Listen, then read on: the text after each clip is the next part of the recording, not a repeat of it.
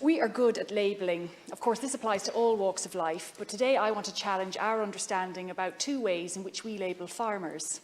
One is loaded with positive assumptions, the other much less so. One is the label productive or commercial farmer, and the other is the somewhat belittling term hobby farmer, which is often used to describe those who farm on a part-time basis. First of all, the productive farmer. We speak about such farmers as those who farm full-time to produce as much meat, milk or grain as possible. Traditionally, that was seen as an undisputed positive, but we now realise that some of that production has come at a cost, and many such farms put huge pressure on our natural environment. Take something as basic as hedges. Data from Teagasc has indicated that a staggering 90% of hedges on intensive farms are classified as low quality, exhibiting issues such as impoverished ground flora, low species diversity and gappiness. And increasingly on such farms, there are also other pressures. Rising energy, fertiliser and feed costs have impacted on farmers across the country.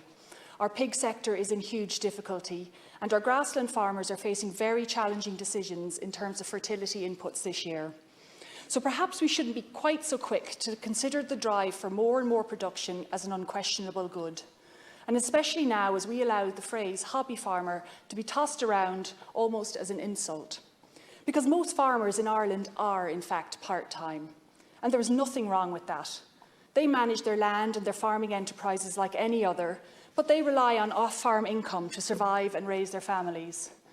Of course, many of these farmers are not in receipt of the big EU direct payments.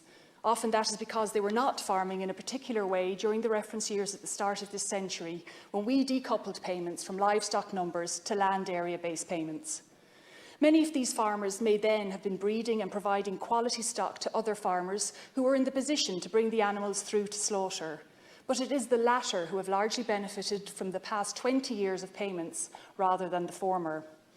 Now, however, with the levelling of EU direct payments in the form of convergence and other measures, it's quite likely that we will see more part-time farmers into the future.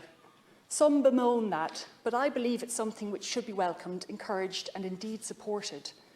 Some of the best farmers I know are part-time. They love what they do, and because they're not wholly reliant on their farms for income, they can afford to be more flexible, more experimental and more innovative. I don't think it really matters whether a farmer is full-time or part-time, but what does matter is that they appreciate their land must do more than just produce a profit at any cost. Profit at the expense of the environment is just too costly for us all. So let's stop praising it and let's start acknowledging those farmers who see themselves as true custodians of the land.